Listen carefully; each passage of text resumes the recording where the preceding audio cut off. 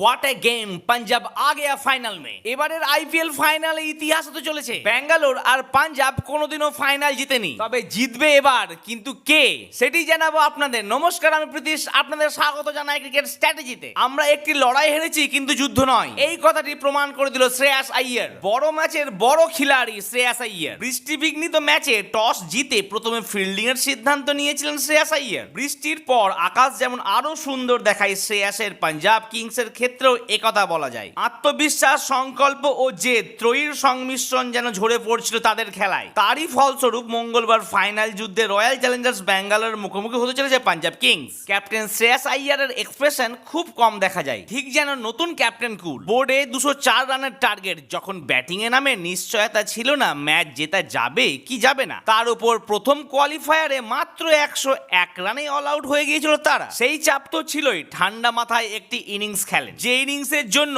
কোনো প্রশংসাই যথেষ্ট নয়। আর আমি যেন একটু হলে প্রশংসা করতে পারি, তার জন্য আপনাদের করতে হবে এই ভিডিওতে লাইক আর আমার চ্যানেলটিকে সাবস্ক্রাইব। আচ্ছা, আপনাদের কি মনে পড়ে জসপ্রীত বুমরা 1 ওভারে 20 রান খেয়েছে লাস্ট কবে বলুন তো?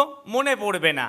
আর মুম্বাই ইন্ডিয়ান্স 200 রান করেছে কিন্তু হেরে গেছে, এরকম ম্যাচও আজ অব্দি একটিও হয়নি। কিন্তু এই সব কিছুই হয়ে গেল কালকের ম্যাচে। মুম্বাইয়ের 203 রান 19 ওভারে 207 করে ফেললো শ্রেয়াস আইয়ারের দল। তিনি হচ্ছেন এমন একজন ক্যাপ্টেন যে ভিন্ন 3 ফ্র্যাঞ্চাইজিকেই ফাইনালে উঠিয়েছে। এবার দেখার পালা, কে জিতছে ফাইনালে, ব্যাঙ্গালোর নাকি পাঞ্জাব।